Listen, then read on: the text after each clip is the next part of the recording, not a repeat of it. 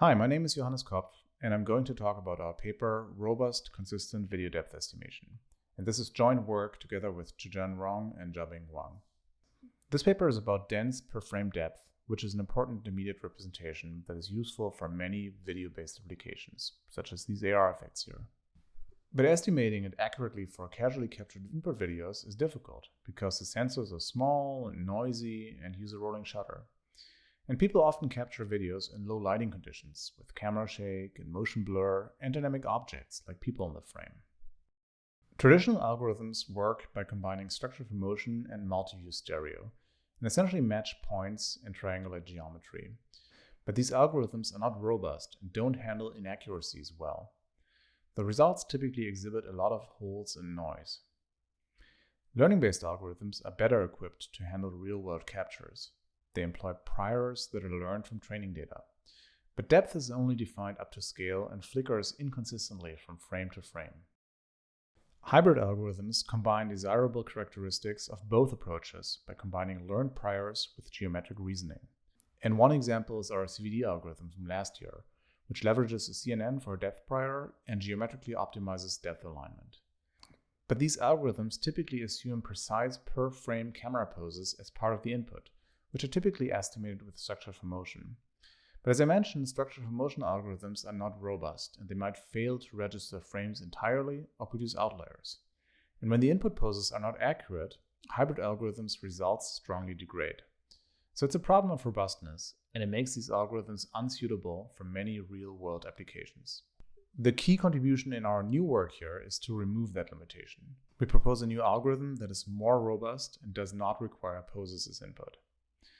Similarly to CVD, it's a hybrid algorithm, but we jointly estimate 3D alignment of depth maps, as well as extrinsic and intrinsic camera parameters. Okay, so let's take a look at the details, and let's start with CVD. So the input is a video, and I'm just showing one frame here, and camera poses, which we assume are perfect, and feature points, which we also assume are perfectly matched in some other frames. I'm just showing one feature point here for clarity. Now we estimate a depth map, and we can use any of the many CNN-based approaches, like meters, for example. This depth map looks good, but it's not consistent across frames. So what we do is we use the known camera geometry to lift the feature points to 3D, and then we observe an error here. And we use that to refine the depth map so that the error goes away. And that makes the depth map more detailed and consistent. And this works really well when the poses are precise, but if they're not, it degrades spectacularly. One interesting observation about this formulation is that we could also use it to estimate camera parameters. Suppose we actually had ground truth depth maps given as input, but inaccurate or no poses. Now we could measure the same error, but instead of refining the depth, we could refine the camera poses. Another way to look at this is that we're aligning the depth maps in 3D, and by doing so, move the associated camera poses along. And this also works really well if the depth and correspondences are perfect, but it degrades considerably otherwise. So the dilemma that we're in now is that either the depth or the poses need to be precise so we can compute the other quantity. But in our casual capture setting, neither of these are well initialized. So let's see what this looks like in practice. So here we're showing ground truth depth and poses.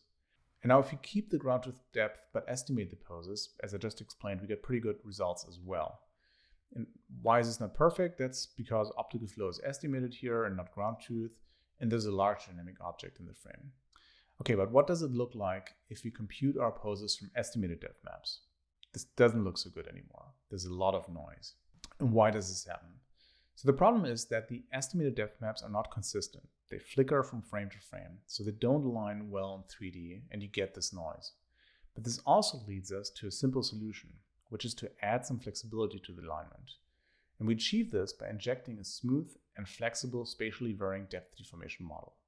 We use a bilinear spline, so there's essentially a grid of deformation handles in every image that we get to optimize.